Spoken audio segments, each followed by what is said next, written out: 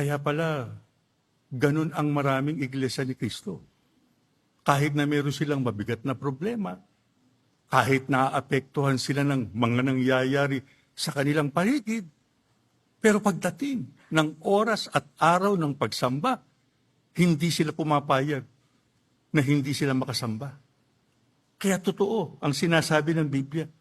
Sapagkat lagi silang nasa pagsamba, yun ang nagiging dahilan para buksan ng ating Panginoong Diyos ang pintuan ng lahat ng kanyang kabutihan. Kaya ano man ang ating masagupa, mga kapatid, ano man ang mangyari sa paligid natin, huwag nating iiwan ang ating pagsamba. Sapagkat dito natin matatamo ang pinakamabuti, sapagkat pupuksan ng ating Panginoong Diyos ang pintuan ng kanyang kabutihan. Mga kapatid, ang Diyos ang magpupuno ng lahat ng ating kailangan.